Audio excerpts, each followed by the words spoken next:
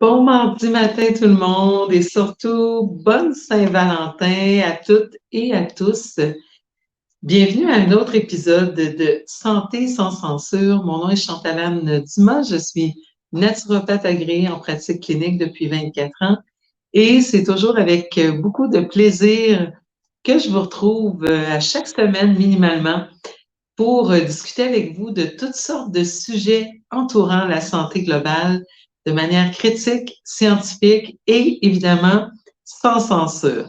Alors aujourd'hui, Saint-Valentin oblige, on va parler d'amour. On va parler en réalité de tout ce qui a trait à la biologie de l'amour parce que on parle souvent de l'amour plus en termes de construction sociale, tout ce qu'on nous a abreuvé durant notre vie, durant notre enfance, avec les contes de Walt Disney, La Belle au bois dormant, et ensuite tout ce qu'on trouve dans les productions d'Hollywood, donc avec ces amours à première vue, nos coups de foudre, qu'on a rencontré la personne de notre vie au supermarché, c'est devenu le père de nos enfants. On a acheté la maison avec la clôture blanche, le 1,2 enfants et le gros chien blanc. Mais qu'en est-il en réalité? Qu'est-ce qui se passe dans notre corps au niveau biologique lorsqu'on fait la rencontre, en fait, d'un ou d'une potentielle partenaire amoureux? D'abord, on doit dire que l'amour est quand même malmené, particulièrement au Québec. Au Québec, nos statistiques ressemblent beaucoup à celles du Yukon, imaginez. C'est pas trop jojo. Ce que les sondages nous disent et les chiffres que j'ai datent de pré-pandémie, donc on peut supposer que les statistiques ont quand même bougé. Si je me fie sur mon expérience et mes communications avec les gens, on sait qu'il y a beaucoup de couples qui n'ont pas survécu à la pandémie, que ce soit par une divergence d'opinion, que ce soit du fait que les gens se sont retrouvés confinés à la maison. Mais ça a été très difficile d'un point de vue personnel, évidemment, mais aussi au niveau des couples. Mais déjà, avant les couples, on sait que 33,3 des ménages québécois, donc un tiers des ménages québécois, étaient composés d'une seule personne, d'une personne célibataire. Donc, c'est quand même très, très, très révélateur du mal-être ou du mal-être qu'on a au sein de notre société. Je vous ai fait une trilogie de live dernièrement où j'ai parlé beaucoup, évidemment, de pervers narcissiques manipulateurs.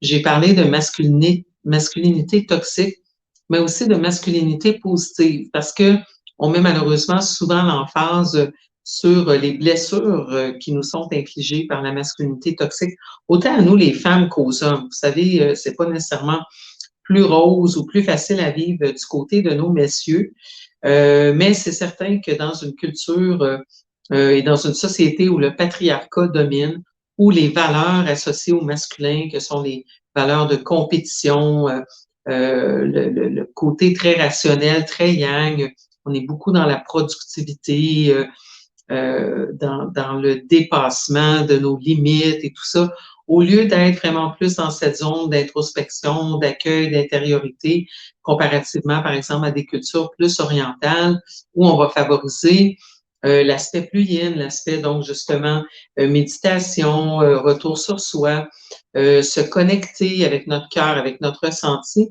Nous, dans les sociétés dites de consommation, les sociétés très axées sur le côté pouvoir économique, eh bien, on valorise tout l'aspect production et donc l'aspect plus rationnel versus l'aspect plus émotionnel.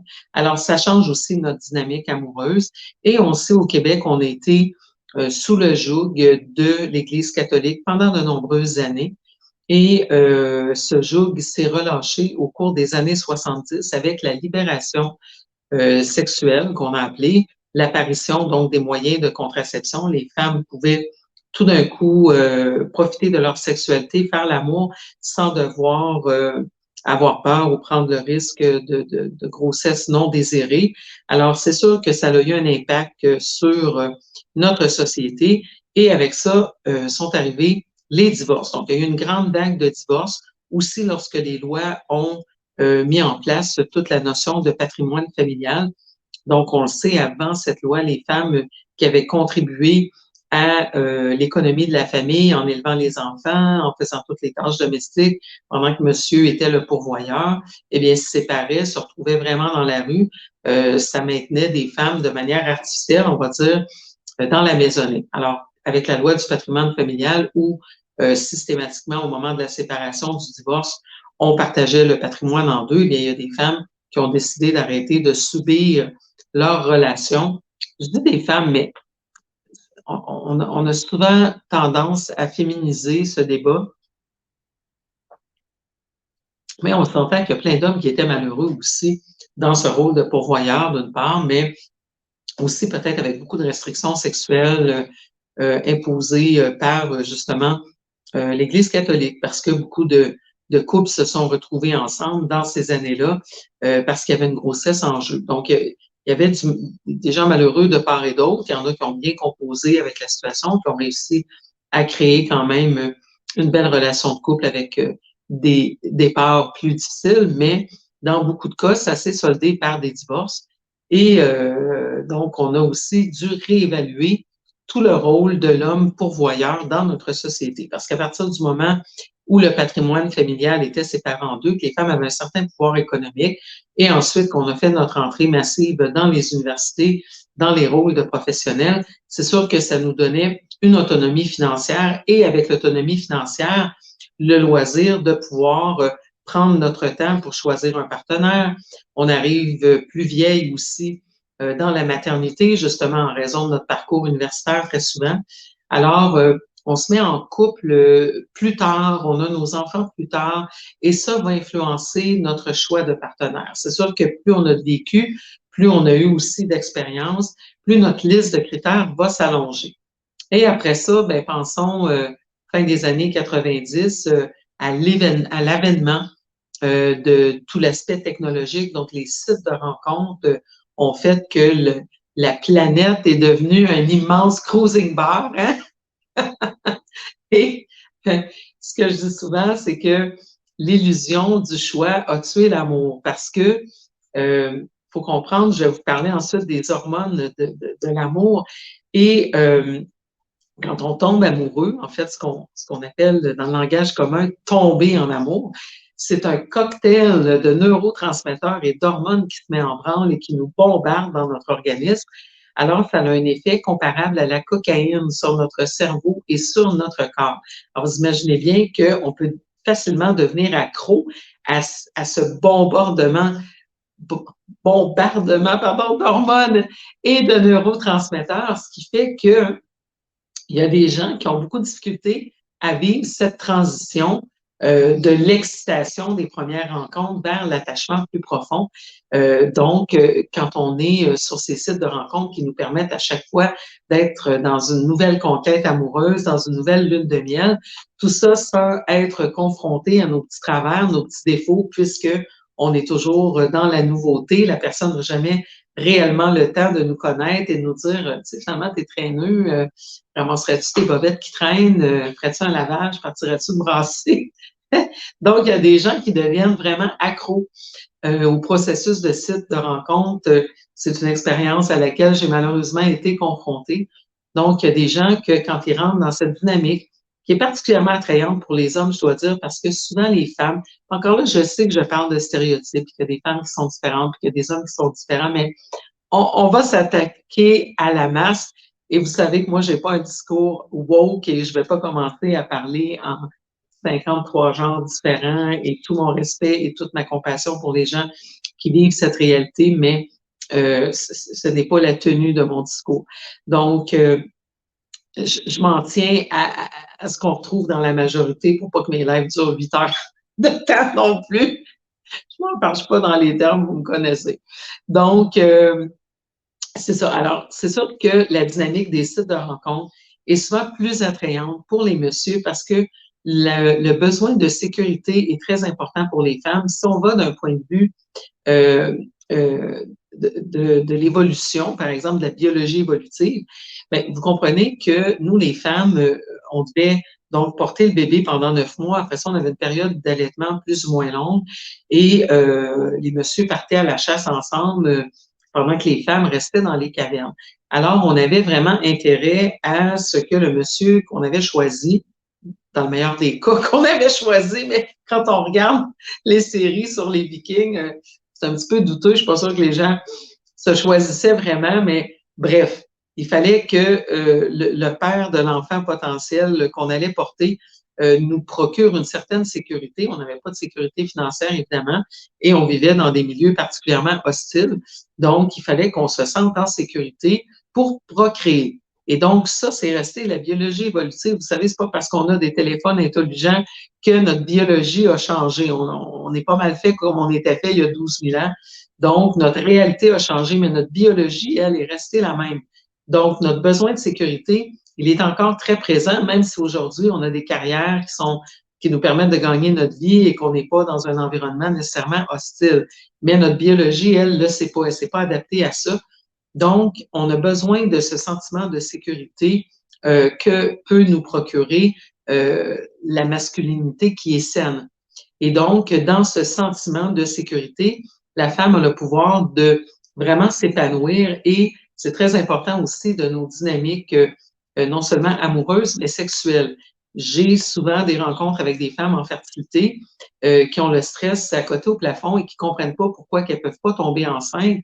Et c'est sûr que, imaginez d'un point de vue, encore une fois, de la biologie évolutive, si le corps perçoit qu'on est dans un environnement hostile, c'est pas le temps de mettre des bébés au monde dans un milieu hostile où il y a peut-être un ours noir qui va venir manger le bébé parce qu'on sent pas qu'on est protégé, qu'on est encadré par la saine masculinité. Alors, même si ce n'est plus notre réalité actuelle, la biologie n'a pas compris le message et la biologie continue de réagir comme si on a besoin de la protection de cet élément masculin qui pourrait être représenté par une femme dans un autre scénario, mais l'énergie du masculin, donc, quand on parle d'énergie de protection, de pourvoir à nos besoins et tout ça, si on ne ressent pas ça, nous les femmes, c'est sûr que c'est beaucoup plus difficile de s'abandonner sexuellement, d'atteindre des orgasmes et d'avoir envie de procréer, donc d'avoir une libido.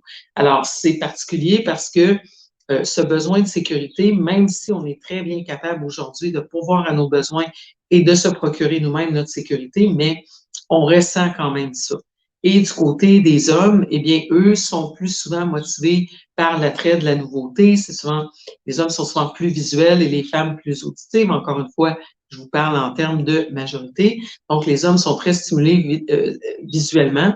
Et encore une fois, d'un point de vue de la biologie évolutive, et attention, ce n'est pas une excuse pour que les hommes trompent les femmes ou une justification à la polygamie, mais n'en reste que nos chances de mourir durant l'accouchement, pas nos chances, nos risques, pardon, de mourir durant l'accouchement dans notre époque d'hommes et de femmes de caverne étaient quand même relativement élevés. Et donc, pour un homme, ben, la capacité de pouvoir mettre plus d'une femme enceinte en même temps, d'un point de vue de la survie de l'espèce, ça pouvait être un avantage. Et je dis ça pouvait parce que c'est bien beau de mettre l'enfant au monde, mais après ça, il faut avoir la capacité à subvenir aux besoins de l'enfant. Donc, c'est là où tout l'aspect hormonal va rentrer en ligne de compte. Et donc, c'est sûr que pour les hommes, le besoin de sécurité, il est moins important que pour les femmes parce que traditionnellement, c'était eux les pourvoyeurs. Donc, eux avaient techniquement la possibilité de mettre deux femmes enceintes en même temps et de les maintenir en vie toutes les deux en pourvoyant aux deux, en leur procurant une certaine sécurité et tout ça. Et nous, les femmes, c'est sûr que notre risque de se retrouver toute seule et en danger si on a plusieurs partenaires et que le partenaire potentiel ne sait pas qui est le père du bébé et n'est pas nécessairement intéressé à nous protéger et à pourvoir pour notre bébé, le risque était plus grand. Donc, c'est sûr que la biologie s'est adaptée aussi à ça parce que pour l'espèce, ben, c'est toujours la survie qui compte. C'est la survie de l'espèce. C'est pas le film de Walt Disney, mais c'est la survie de l'espèce qui va primer. Donc, nos hormones reflètent ce besoin de sécurité d'une part, ce besoin de conquête de l'autre. Et pour nous motiver à prendre soin des bébés, eh bien, la nature nous récompense en produisant des hormones qui sont associées donc à la rencontre amoureuse. C'est sûr qu'aujourd'hui, on vit dans une époque où on a la chance de pouvoir parler de tout ça parce que on a des technologies qui nous permettent de vérifier en temps réel qu'est-ce qui se passe dans notre cerveau lors d'un coup de foudre, lors d'une rencontre amoureuse, quelles zones du cerveau sont stimulées, quel type de neurotransmetteurs vont être particulièrement déclenchés. Donc, on en sait beaucoup plus qu'on en savait au niveau de l'amour. Et ce qui est vraiment intéressant, c'est d'être capable de faire des liens, donc, justement, avec la biologie évolutive. Alors, qu'est-ce qu'on sait? C'est que quand on rencontre un ou une potentielle partenaire amoureux, on va décider dans les premières secondes, en fait, on décide si on trouve la personne intéressante dans les premières 90 secondes de la rencontre. Donc, ça se passe, chers amis, dans la première minute et demie. Donc, entre 90 secondes et 4 minutes, on a déjà fait notre idée sur si on trouve la personne attrayante ou pas. Attention, il y a des relations de couple qui vont se former. Par exemple, on connaît tous et toutes des personnes qui étaient des meilleurs amis et qui sont devenus un couple. Ils ont probablement pas décidé dans les 90 premières secondes de leur rencontre qu'ils allaient former un couple. Mais ce que la science nous dit, c'est que d'un point de vue d'avoir une attraction, de se sentir déclenché dans nos neurotransmetteurs, ça se passe dans les 90 premières secondes aux 4 premières minutes de la rencontre avec une personne. Et qu'est-ce qui va survenir à ce moment-là? C'est qu'il y a une douzaine de régions dans notre cerveau qui vont être stimulées en même temps, qui vont travailler de concert avec ce jeu de neurotransmetteurs et d'hormones qui vont nous donner une réaction de stress en réalité. C'est qu'il y a vraiment, au moment de la rencontre, un stress qui est déclenché. Donc, ce sont les zones de notre cerveau et de notre système nerveux associées au stress qui vont réagir. C'est pour ça qu'on a un sentiment, parfois des papillons dans le ventre, c'est qu'il y a eu une production de norépinéphrine, la norépinéphrine qu'on appelle aussi noradrénaline, adrénaline. Donc, vous avez tous déjà entendu parler, ou à même on utilise l'expression populaire, j'étais sur l'adrénaline. Ben oui, c'est ce sentiment d'euphorie, de papillon dans le ventre, d'excitation, mais des fois aussi parfois d'un petit peu de peur. Hein? Donc, on a tous ces sentiments mélangés quand on a ce sentiment qui est déclenché. Et souvent, ce sentiment va être déclenché parce que inconsciemment, on va reconnaître dans l'éventuel partenaire des traits associés à nos parents ou à des personnes significatives de notre enfance. Donc, on reconnaît un certain regard, un certain sourire dans la personne et ça va déclencher des réactions positives ou négatives. Hein. Le stress, il discrimine rien. Donc, dans les premières secondes, c'est ça qui va nous donner un impact. On va reconnaître quelque chose, un timbre de voix, mais ça va déclencher dans notre corps un stress positif ou négatif. Donc, positif, possiblement parce qu'on se dit, oui, c'était, par exemple, je ne sais pas, la gardienne de votre enfance avait tel type de sourire et c'est une personne très réconfortante pour vous et vous reconnaissez ce sourire et il y a quelque chose qui va s'exciter en vous. Ou au contraire, une voix qui était une voix d'autorité, peut-être menaçante quand vous étiez jeune, et il y a un stress qui est déclenché, mais sur le moment, tout ce qu'on perçoit, c'est les papillons dans le ventre. On ne sait pas quel côté ça va prendre. Et là, évidemment, si visuellement, on a trouvé la personne intéressante, on va s'en aller du côté du coup de foudre et de l'éventuel attachement amoureux. Et donc, ça, c'est d'autres hormones qui vont rentrer en ligne de compte parce qu'il y a vraiment 3 stades à la rencontre amoureuse. Et ça, c'est les travaux d'Helen Fisher qui nous renseignent à cet effet-là. Alors, quand on regarde visuellement la personne, bon, apparemment que c'est le visage qui va déterminer si on a cet attrait dans les 90 premières secondes. Ça, on pourrait en débattre. D'ailleurs, j'aurais beaucoup aimé que Marie-Josée Desjardins, ma collègue avec qui on a fait le live de lundi, non, de samedi matin sur le stress. J'aurais aimé que Marie-Josée participe étant donné sa formation de sexologue.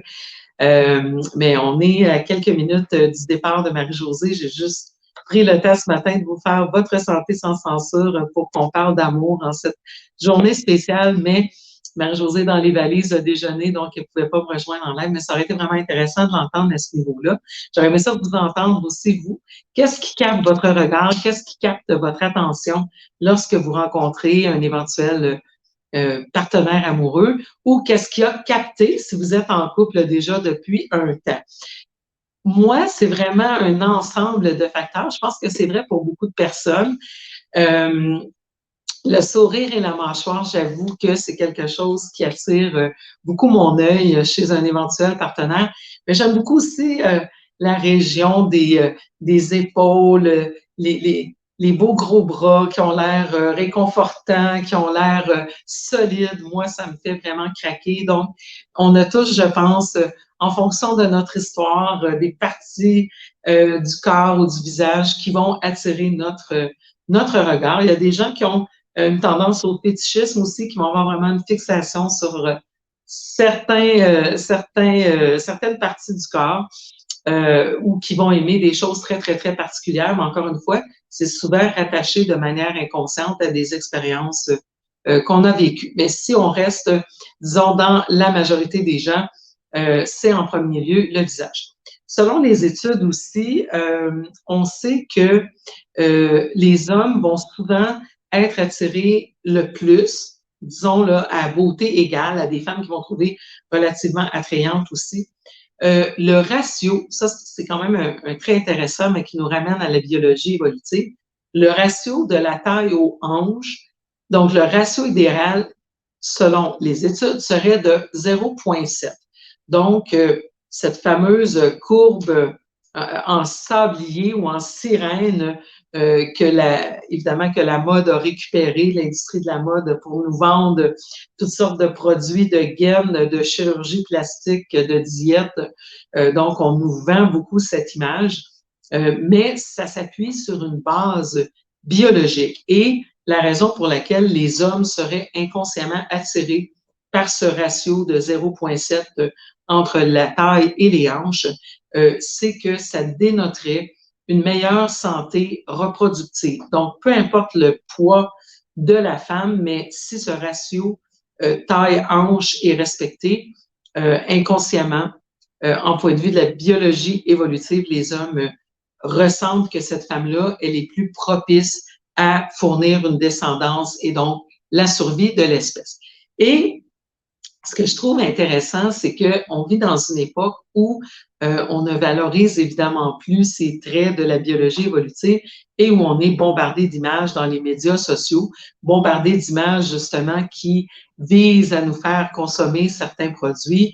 Comme je dis souvent, imaginez si toutes les femmes s'aimaient comme elles sont demain matin, combien d'industries tomberaient sur le derrière. Alors, c'est sûr qu'on a intérêt à nous faire croire, à nous brainwasher à l'effet qu'on est toujours trop ceci ou trop cela et à essayer de rentrer une image d'idéal féminin et même maintenant masculin dans la tête des hommes pour que nous consommions des produits. Alors, on ne parle évidemment plus de cet aspect de la biologie évolutive, mais ça reste que on est des mammifères. À la base de tout, on est des mammifères et ces sécrétions de neurotransmetteurs et d'hormones dont j'ai commencé à vous parler visent en fait la reproduction de l'espèce. Donc, ça nous donne ce sentiment de stress, le premier coup d'œil, pour capter notre attention, évidemment.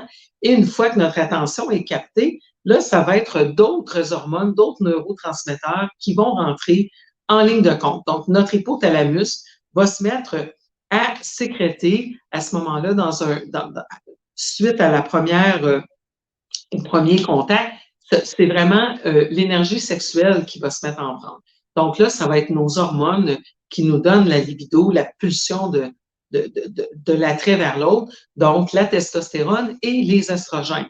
Alors évidemment, les hommes ont une plus grande proportion de testostérone qui est l'hormone masculine par excellence que les femmes, mais la testostérone, on en a aussi, et les hommes ont aussi des estrogènes. Donc, nous, les femmes, le sommet de notre quantité d'estrogène, c'est au moment de l'ovulation. Ben oui, logiquement, si le but de l'affaire, c'est la survie de l'espèce, ben c'est quand on peut procréer qu'on va avoir un maximum d'estrogène et donc où on peut avoir un maximum de désir. Mais la testostérone est importante pour le désir et des hommes et des femmes. Alors évidemment, une fois notre attention captée par ce relâchement d'hormones de stress qui a capté visuellement, auditivement, olfactivement, les odeurs aussi, c'est très primitif, ça fait appel à des ondes de notre cerveau reptilien, tout ça. Donc, on va être capté par quelque chose qui déclenche un stress dans notre corps, qui capte notre attention, et ensuite on est bombardé par nos hormones sexuelles qui nous donnent cette envie de rapprochement, de vouloir copuler avec la personne qui est devant nous. Et ce qui est intéressant, c'est qu'au même moment qu'on est bombardé par ce cocktail chimique irrésistible, eh bien, on a des ondes de notre cerveau reliées avec la peur, reliées avec le jugement social, qui, elles, vont être inhibées. Donc, tant mieux, parce que si on était juste bombardé du cocktail chimique de l'amour, mais qu'on avait trop peur, qu'on était trop timide pour faire un pas dans l'autre direction, ça ne serait pas tellement utile. Évidemment, ça, c'est l'aspect biologique, mais après ça, il y a tout l'aspect culturel, il y a tout l'aspect, ce qu'on nous a bombardé, mais aussi nos expériences personnelles. Alors, il y a des gens qui, malgré cette production de neurotransmetteurs associés à l'amour et nos hormones qui nous donnent la pulsion sexuelle, il y a des gens qui, suite à leurs expériences décevantes ou à leur culture, ne se laisseront pas emporter par leur biologie et vont plutôt rester dans leur rationnel. Et donc, encore une fois, de manière globale, on vit dans un premier temps cette excitation de nos sens, dans un deuxième temps, l'excitation sexuelle au niveau de nos hormones, et tout ça participe vraiment à cette première étape qui est vraiment mue par le désir. Ensuite, qu'est-ce qu'on a? Ah oui, l'attraction, évidemment. Et là, l'attraction, ça, c'est très, très intéressant. La partie attraction envers le ou la partenaire va plutôt faire appel à un neurotransmetteur qu'on appelle la dopamine. Et la dopamine fait directement lien avec nos centres de récompense dans notre cerveau. Vous savez que notre cerveau est stimulé par ce besoin de récompense et donc la dopamine, qui est le neurotransmetteur qui est en lien avec ça. Et on sait que les gens, par exemple, qui sont touchés par l'hyperactivité, souvent ont une production inférieure de dopamine et donc ils ont besoin de plus de stimulation. Et en temps normal, la rencontre amoureuse, quand on évolue vers l'attraction, une fois cette première phase d'excitation passée, va être dominée par la sécrétion de dopamine. Et ça, on doit savoir, les centres de récompense dans notre cerveau, c'est aussi ce qui nous rend dépendants. Alors, la biologie était bien faite parce que c'est bien beau d'avoir l'attraction envers l'autre personne, de peut-être avoir une relation sexuelle qui va se solder par une grossesse et la reproduction de l'espèce. Mais après ça, il faut vouloir rester avec le ou la partenaire pour pouvoir prendre soin de l'enfant ensemble. Ça demande énormément de temps, d'énergie, de ressources pour élever un enfant. Le mammifère humain, parce que déjà on porte le bébé pendant 9 mois, l'allaitement, toute cette période où l'enfant va être dépendant de ses parents, comparativement à d'autres espèces où les bébés sont poussés hors du nid très tôt. Ben, chez nous, surtout depuis les dernières années, ils sont collés au nid longtemps. Donc, c'est bien que la biologie, la nature ait prévu le coup en nous donnant donc cette récompense produite par la dopamine dans notre cerveau. On a donc ce sentiment d'addiction carrément à ce que l'autre personne déclenche en nous. Donc ça, c'est important aussi de le comprendre. C'est que la réaction a été déclenchée par l'autre personne, mais le ressenti se passe à l'intérieur de nous. Alors, ça veut dire qu'il y a d'autres moyens qu'on peut utiliser pour déclencher cette réaction à l'intérieur de nous. Mais ça explique aussi pourquoi, lorsque l'éventuel partenaire va se retirer de la relation ou lorsqu'on va se retirer ou lorsqu'on sera séparé, on a ce sentiment de manque parce que notre stimulation ou la source de notre stimulation n'est plus présente. Et donc, qu'est-ce qui arrive quand on a les peines d'amour ou qu'est-ce qu'on offre typiquement à la Saint-Valentin? Des choses bourrées de sucre, le chocolat, la crème glacée, tous les desserts auxquels on peut penser. Pourquoi? Parce que le sucre va aussi déclencher la production de dopamine dans notre système nerveux, dans notre cerveau. Donc, le sucre va venir stimuler les mêmes zones qui sont déclenchées lorsqu'on est en présence du partenaire ou de la partenaire amoureux qui produit cet effet sur nous. Alors, c'est quand même intéressant, c'est que lorsqu'il y a cette séparation, la fameuse peine d'amour ou rupture amoureuse, on se sent très mal, on a cette sensation de manque, on a cette sensation de douleur intense, mais c'est que on a exactement affaire au même phénomène que lorsqu'on a le retrait, que ça soit d'un médicament comme un antidépresseur ou que ça soit d'une substance comme la cocaïne ou que ça soit d'une addiction alimentaire. Il y a des gens qui, lorsqu'ils quittent le gluten, vont avoir un sentiment de manque. On fait juste penser à ça. On est obsédé par le gluten. On a juste envie de manger du gluten ou du sucre. La même chose quand les gens quittent le sucre, quand ils quittent la cigarette, quand ils quittent l'alcool, quand ils quittent une drogue. Donc, le phénomène de sevrage qu'on connaît dans notre société fait exactement appel à ces mêmes zones de récompense dans notre cerveau que les zones qui sont stimulées durant la relation amoureuse. Donc, c'est comprenable que ça soit souffrant lorsqu'on est privé de l'objet de nos sensations ou de notre drogue. Alors, vous comprenez bien que c'est un petit truc que la nature a utilisé pour qu'une fois qu'on ait eu cet attrait sexuel et qu'on soit tombé enceinte et qu'on puisse perdurer dans la relation, on est récompensé par des neurotransmetteurs tels que la dopamine. Il n'y a pas que la dopamine, par contre, qui est à l'œuvre. On continue d'avoir d'autres hormones de stress comme le cortisol. Hein. Dans un premier temps, quand on fait face au stress, c'est l'adrénaline qui est sécrétée, mais ensuite, ça va être le cortisol. Et ce qu'on doit savoir, c'est que le cortisol est antagoniste à la sérotonine. Ben oui, le cortisol étant une hormone de stress, quand c'est le temps de lutter ou de fuir là, dans les vraies situations de stress, c'est pas le temps de dormir. La sérotonine, c'est une hormone qui est calmante, qui va nous procurer un sentiment de bien-être, de bonne humeur, mais qui va aussi être convertie en mélatonine, qui va permettre une bonne qualité de sommeil. Alors, le cortisol et la sérotonine sont antagonistes.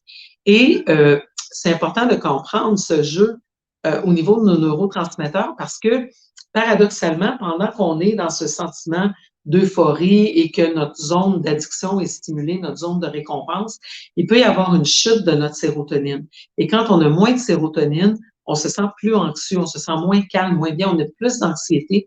Donc, ça aussi peut faire que on va souffrir au début de la relation ou lorsqu'il y a un éloignement avec le partenaire, parce que dépendamment de notre capacité à produire de la sérotonine ou de notre niveau de cortisol, donc plus on est stimulé par cette personne, plus on est dans cette réaction de papillon dans le ventre, plus le détachement de cette personne peut faire qu'on va se sentir anxieux parce qu'en réalité, il y a une baisse de sérotonine. Donc, toutes ces sensations qui ont l'air d'être irrationnelles et qu'à première vue, on ne peut pas quantifier, eh bien, grâce aux technologies aujourd'hui, on sait très bien qu'est-ce qui se passe dans notre corps. Et en réalité, c'est un stress, la rencontre avec un partenaire amoureux, mais un stress qui est ensuite récompensé par des neurotransmetteurs qui nous font se sentir bien. Et ensuite, tout ça va passer, donc on va passer de la phase de désir à la phase réelle d'attraction et donc de vouloir s'attacher à cette personne-là vers réellement la troisième phase, qui est la phase de l'attachement. Évidemment, durant la phase d'attachement, vous comprenez bien que ces hormones de stress, là, les papillons qu'on avait au début, le corps ne peut pas vivre dans un état de stress permanent pendant 20 ans. On arriverait à l'épuisement. Je vous ramène à notre live de samedi pour aller écouter ce qui se passe durant les 3 phases de stress. Donc, dans un premier temps, quand on fait face à un stress, on a une phase d'alarme, ensuite on a une phase de résistance et ça peut se solder par une phase d'épuisement si la source de stress n'est pas tarie ou si on n'a pas dealé avec la source de stress, si on n'a pas pu prendre la lutte ou la fuite. Donc, là, je vous dis que la rencontre amoureuse, en réalité, ça déclenche un stress. C'est un stress positif, mais c'est un stress quand même dans notre organisme. Donc, on ne pourrait pas vivre dans cet état de stress pendant 20 ans ou à long terme. Alors, éventuellement, c'est inévitable, habituellement après 1 an ou 2 ans de relation de couple, que cette phase de stress va se transformer en une phase d'attachement qui va être plus profonde, mais moins intense. Et c'est souvent là que les couples ne seront pas capables de transitionner parce qu'ils ont l'impression que parce qu'ils n'ont plus les papillons qu'ils avaient au début, il y a peut-être un sentiment de perte amoureuse. Et vous vous rappelez, au début, je vous ai dit, il y a paradoxalement, en même temps qu'on est excité, un effet où on va abaisser notre capacité de jugement, notre capacité de rationnel et nos peurs et le jugement social, tout ça, on le transcende au début parce que nos hormones d'attraction et de désir sont très, très présentes. Mais avec le temps, quand il y a une diminution de ça, eh bien, cet aspect rationnel va revenir un petit peu à la surface. Et c'est là où on peut commencer à se dire, oui, mais en réalité, cette personne-là ne me convient pas. C'est peut-être pas quelqu'un qui partage mes valeurs. C'est peut-être pas quelqu'un avec qui je me vois cohabiter à long terme. Peut-être qu'on s'en va pas vers les mêmes objectifs de vie. Donc, c'est parce que à ce moment-là, nos hormones de stress et d'excitation de la première phase sont en train de se transformer vers un attachement plus long. Et notre capacité rationnelle reprend un petit peu plus le dessus. Alors, c'est là où souvent les couples vont flancher parce que soit on se rend compte qu'en réalité, vraiment, on n'est pas avec la bonne personne, mais des fois, c'est juste parce qu'on est accro à cet état d'excitation qu'on ressentait au début et on peut confondre ça avec l'amour. Alors qu'en réalité, c'est vraiment les premières étapes du processus de la rencontre amoureuse, mais ce n'est pas réellement ce sentiment d'amour durable, paisible, de vraiment connaître la personne qui est avec nous et de vouloir s'aventurer à plus long terme dans cette relation. Donc, durant cette phase plus calme, si on veut, mais quand même très intéressante, si on sait bien transitionner, ça va être plus des neurotransmetteurs comme l'ocytocine, par exemple, et la vasopressine qui vont être présents. L'ocytocine, vous savez peut-être, c'est l'hormone qu'on va sécréter, par exemple, durant l'allaitement, durant l'accouchement, durant les orgasmes, et c'est souvent l'hormone ou le neurotransmetteur qu'on va dire de l'attachement, parce que c'est justement la présence d'ocytocine qui va faire qu'on va établir un lien plus profond, plus durable. La vasopressine aussi est une autre hormone associée avec l'attachement. Ce serait même une hormone associée avec la monogamie. Donc, c'est intéressant. Ce serait d'autres études qu'on devrait faire, mais il y a un processus quand même qu'on doit explorer un petit peu plus à fond ici. Alors, est-ce qu'on est condamné à être dans une recherche perpétuelle de nouvelles partenaires amoureux, amoureuses pour continuer à sentir les papillons? Écoutez, il y a une dame du nom de Ayala Malek Pines qui a fait une recherche intéressante affiliée avec l'Université d'Israël et qui nous dit qu'environ 11% des couples qui sont dans des relations à long terme, elle avait fait des études sur des couples qui étaient ensemble depuis 21 ans, et il y avait seulement 11% des couples qui disaient avoir ressenti le coup de foudre au début de leur relation. Donc, ce qu'on voit, c'est que on peut très bien être dans des relations durables sans qu'il y ait eu ce fameux coup de foudre au début, les papillons de stress là, qui nous mettent tout à l'envers. Donc, selon beaucoup de chercheurs, de sexologues, de praticiens, on nous dit que cette réaction de stress, là, les papillons qu'on cherche au début, c'est pas nécessairement souhaitable parce que justement, ça fait appel à notre histoire et ça peut faire appel à notre histoire positive ou négative. Donc, ça serait pas nécessairement la quête de papillons sur laquelle on devrait s'attarder. Et rappelez-vous que je vous ai dit que ces neurotransmetteurs de stress et d'addiction au début inhibe notre zone en réalité rationnelle où on peut faire un bon choix. Donc, c'est pas tellement surprenant qu'il y ait juste 11% des gens qui ont eu un coup de foudre qui arrivent à être en couple durant donc plus de 21 ans selon cette chercheur.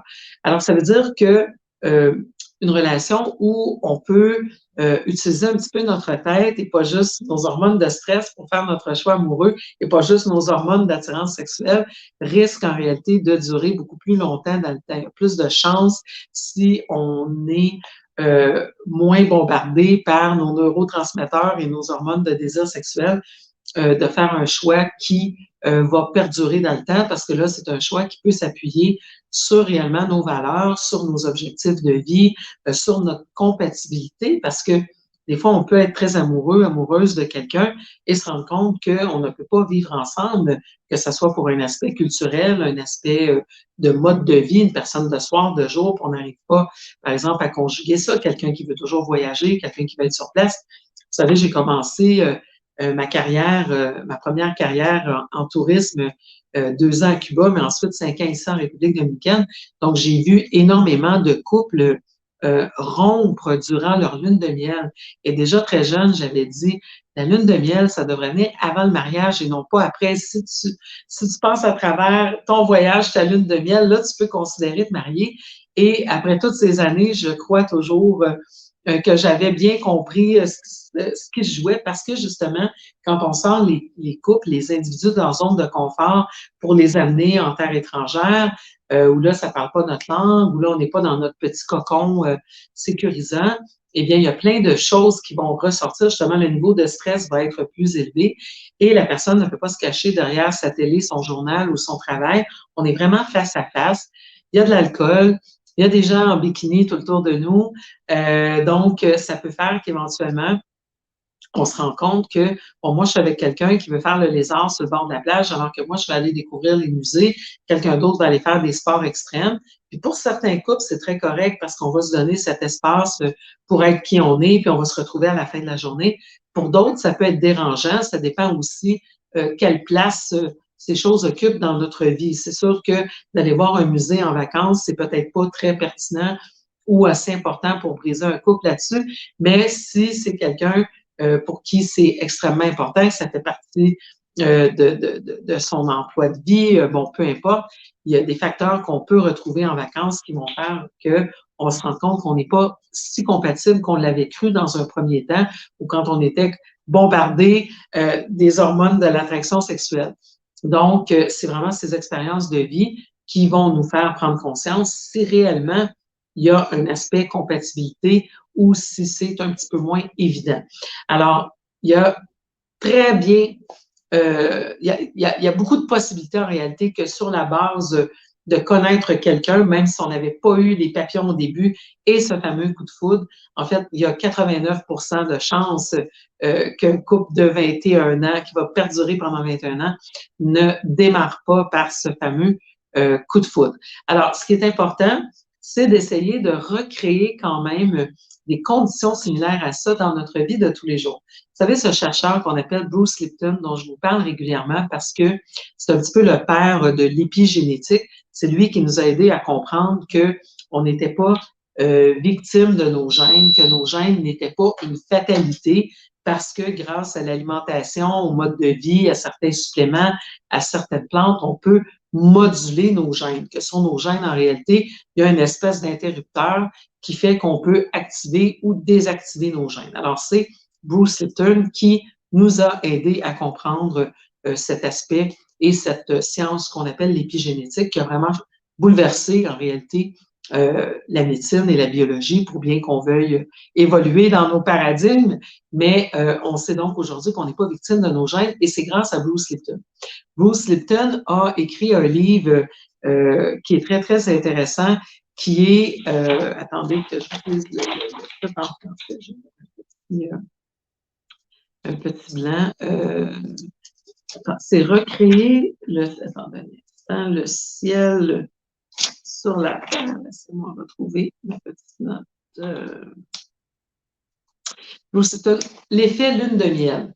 Donc, The Honeymoon Effect, c'est son livre en anglais, mais il a aussi fait des vidéos, puis peut-être que vous pouvez trouver la version traduite sur YouTube. J'ai pas fait la recherche avant le live. Mais donc, l'effet lune de miel, et Bruce Lipton nous explique qu'en réalité, ce cocktail de neurotransmetteurs et d'hormones, on peut le recréer. Il nous dit aussi que, vous savez, c'est durant cette phase de la première rencontre, comment on est vraiment stimulé et focusé sur l'éventuel partenaire. Et c'est vrai un point que, en général, on va se rappeler du premier baiser, la première rencontre amoureuse, du premier rapport sexuel avec l'individu parce que, justement, on était dans cet état d'euphorie, dans cet état d'excitation, de stress. Et vous savez, quand on est en état de stress, on perçoit tous les détails.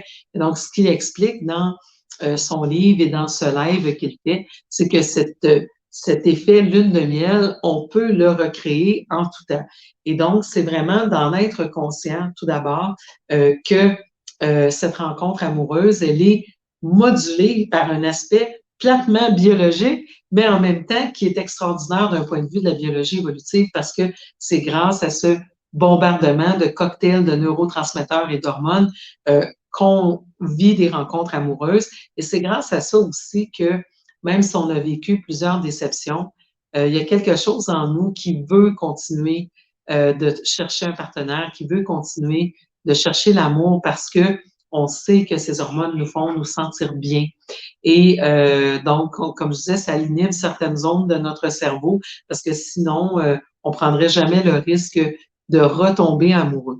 Je pense qu'aujourd'hui, à la lumière aussi de ce qui s'est passé dans les dernières années et de l'éveil spirituel dont plusieurs d'entre nous sommes animés, le choix du ou de la partenaire amoureuse change aussi parce que pour plusieurs d'entre nous, on ne peut pas s'imaginer d'être en relation avec un ou une partenaire qui serait sur un différent niveau de conscience. C'est pour ça qu'il y a beaucoup de couples qui n'ont pas survécu à la pandémie, parce que la pandémie a permis un certain éveil spirituel pour beaucoup de personnes et donc pour d'autres non. Et c'est cette différence au niveau de l'éveil, mais donc au niveau vibratoire aussi, parce que plus on s'élève en conscience, évidemment, plus notre niveau vibratoire s'élève, s'affine, et à un moment donné, c'est dur de rester compatible et ça devient même inconfortable pour la personne qui est dans l'état d'éveil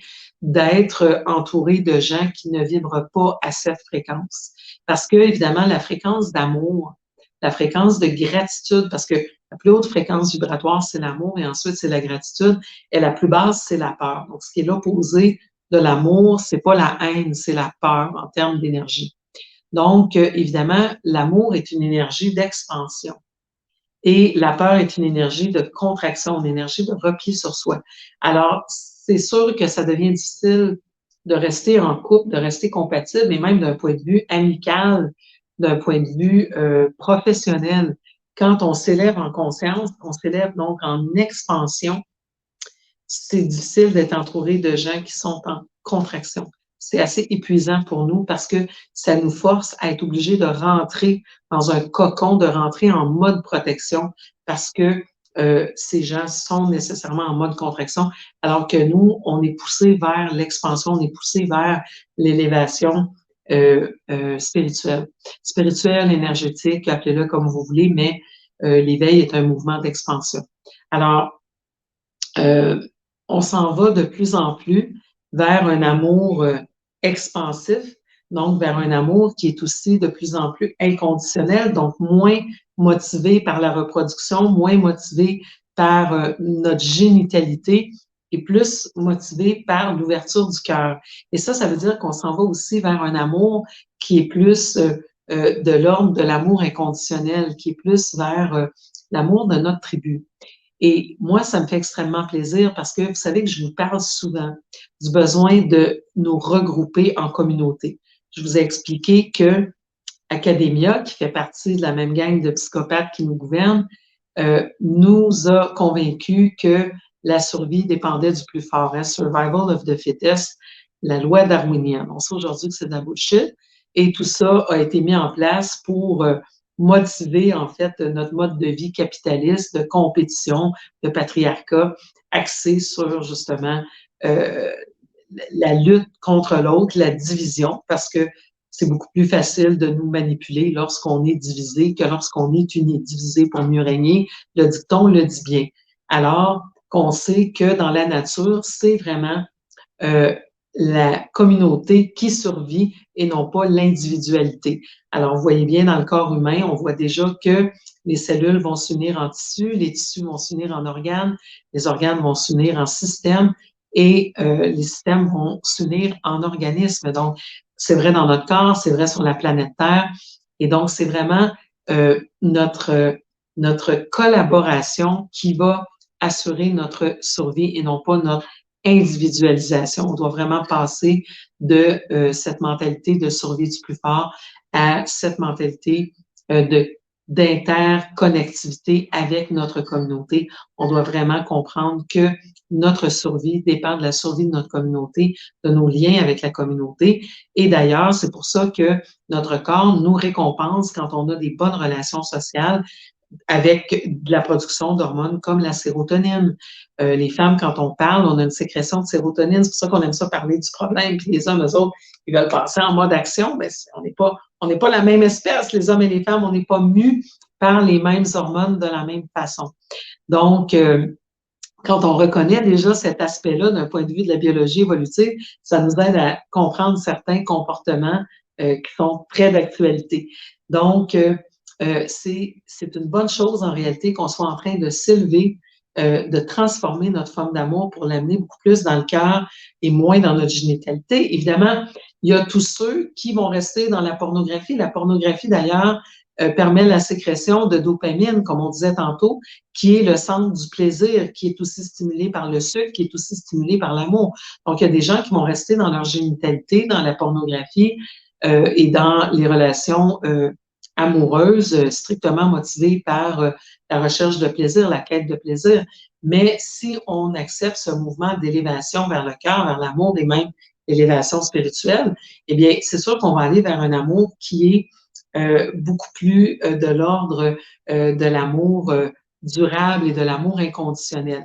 D'ailleurs, c'est intéressant parce que au niveau des technologies, on peut vérifier que l'amour inconditionnel, par exemple, de la mère versus l'enfant, fait appel aux mêmes zones du cerveau que l'amour, disons, de couple ou l'attraction en couple, mais c'est pas les mêmes hormones qui sont en jeu. Mais c'est pour dire que cette élévation du cœur, de nos vibrations, peut être tout aussi satisfaisante en termes d'amour. C'est sûr que de s'élever en amour plutôt que de tomber en amour, ça n'implique pas les mêmes choses. Et évidemment, le côté sexuel, le côté attraction n'en reste pas moins intéressant. C'est pas parce que on est dans l'amour inconditionnel que ou dans l'ouverture du cœur qu'on perd nécessairement l'attrait pour la notion d'être amoureux en couple, mais notre capacité à ressentir un amour qui dépasse le couple est vraiment de plus en plus présente. Et ça se manifeste par quoi? On a jasé beaucoup avec Marie-Josée toute la semaine d'un projet au Québec qui s'organise, un projet en autosuffisance. Vous savez que j'essaie moi-même de mettre sur pied un projet de la sorte ici en République dominicaine et on voit que ça pousse un peu partout au Costa Rica, au Mexique, parce que les gens sont en train de comprendre qu'on doit passer de l'unité familiale qui était donc la base de notre société moderne. Mais vous savez qu'avant, quand on vivait en hommes et femmes primitives, on vivait vraiment avec notre clan, avec notre tribu. Et donc, on a perdu ça dans la société capitaliste où on s'est vraiment individualisé pour vivre dans une maison avec 1,2 enfants, etc., etc.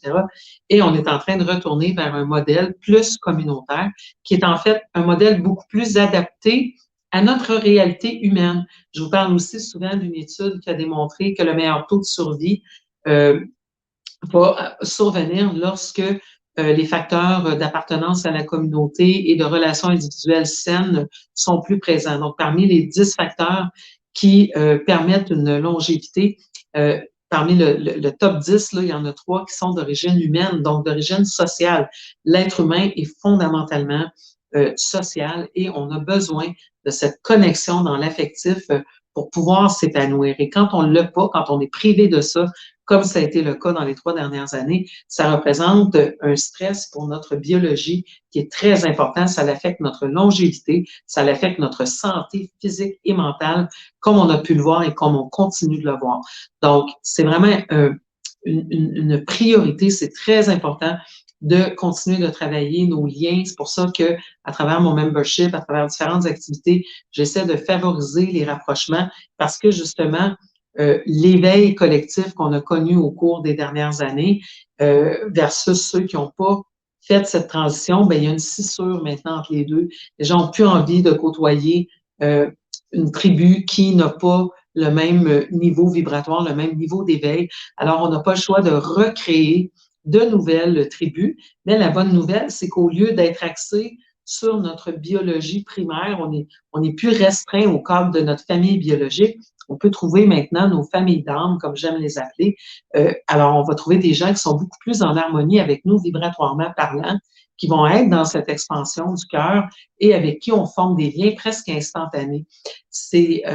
On en parlait justement aussi avec Marie-Josée cette semaine, comment on se connaissait pas tant que ça pour qu'elle s'en vienne demeurer chez moi pendant une semaine avec sa fille et qu'on prépare un atelier ensemble et tout a coulé comme de l'eau et c'est le cas pour la plupart des nouvelles relations qu'on crée maintenant parce que on se retrouve dans cette grande famille d'âmes avec des gens qui partageons non seulement notre niveau vibratoire et d'éveil, mais aussi très souvent des valeurs, très souvent des choses axées sur le cœur. Et c'est pour ça que ces communautés sont en train de se former, cette espèce de grand village global. Et c'est pour ça que moi, j'aime parler de créer des réalités parallèles pour que éventuellement ces réalités parallèles deviennent la norme. On ne peut pas créer un nouveau monde parce que le dernier s'en va pas nulle part, mais on peut se créer des structures parallèles dans lesquelles on choisit de mettre de l'avant ces liens, ces relations qui sont axées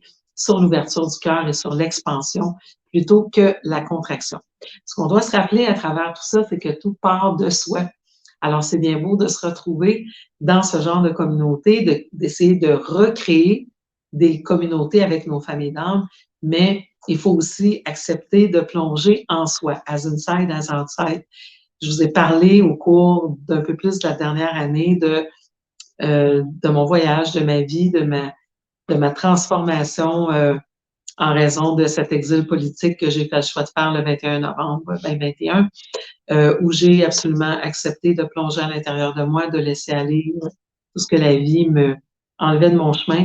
Mais c'était parce que j'étais très consciente que mon processus n'était pas individuel à moi. Il y a plein de gens qui vivaient des processus similaires, évidemment de manière différente, avec des aspects différents, mais on passe tous dans le tordeur en ce moment. Tous les gens qui s'en vont vers ce mouvement d'expansion passent dans le tordeur parce que on ne peut pas changer le niveau vibratoire et garder tout ce qui appartenait à l'ancien niveau, que ce soit en termes de possession, en termes de profession, en termes de milieu professionnel, en termes de relations familiales, personnelles, de couple.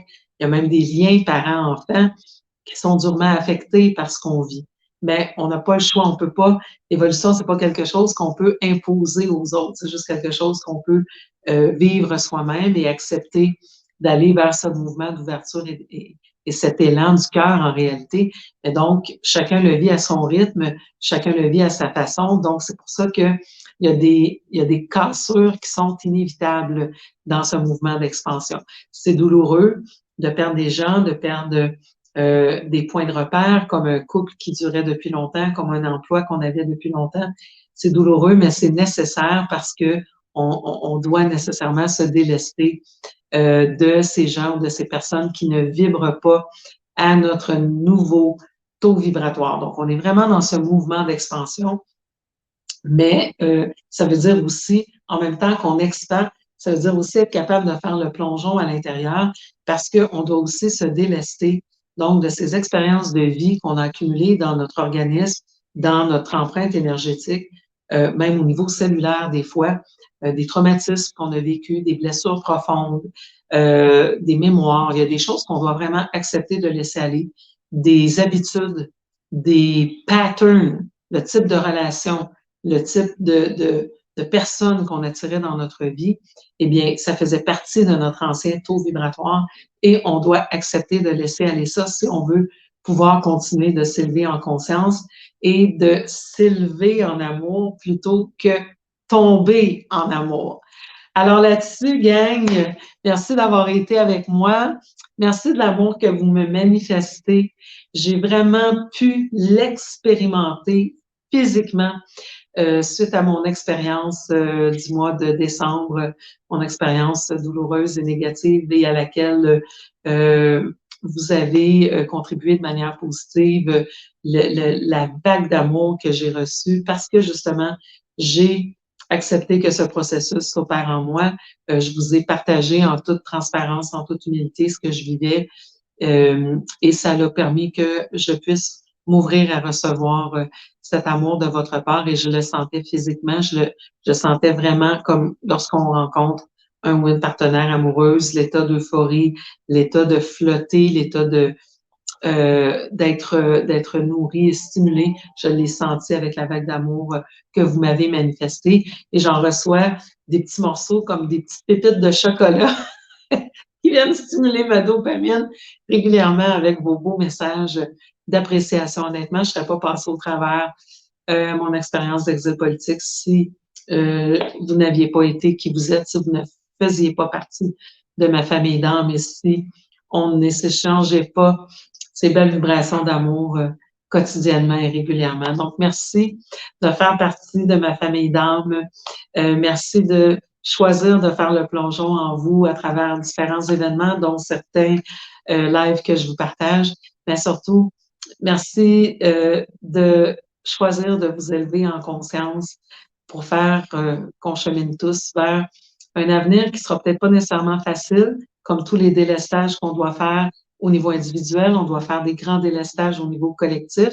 On est dans une belle conjoncture planétaire au cours des 2 prochains mois pour justement se transformer, pour laisser aller ces choses et pour choisir ce qu'on veut pour la suite. Donc, c'est vraiment un bon temps pour justement faire des listes, faire brûler ce qu'on veut plus, préparer ce qu'on veut, co-créer avec l'avenir pour la suite, co-créer avec l'univers.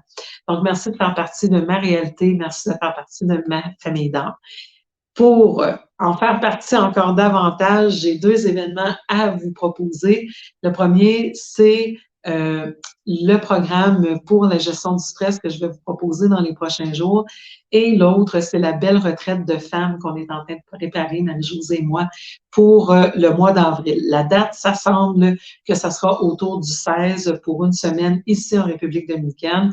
Aujourd'hui ou demain, je devrais être bonne pour vous sortir un prix global pour la semaine. À première vue, ça va être autour de 2300 $, mais vraiment à confirmer dans les prochains jours parce qu'il manque des informations au niveau des billets d'avion, au niveau du transport ici.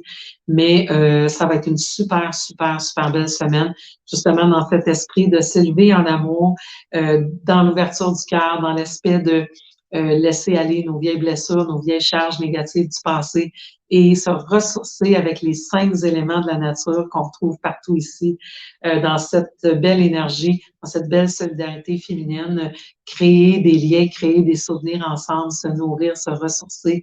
Et on a appelé l'événement Renaître à soi parce que c'est vraiment le but de l'exercice. Donc, il y aura éventuellement plein d'autres affaires qui vont apparaître comme ça au fil du temps. Et puis, bien sûr, mon membership, vous pouvez toujours vous inscrire. J'ai prolongé la période d'inscription parce que j'avais pas eu le temps de tout mettre en place vu les petites limitations que j'ai rencontrées au niveau du site web. Vous pouvez vous inscrire info@naturopathe.ca, c'est toujours ma même adresse.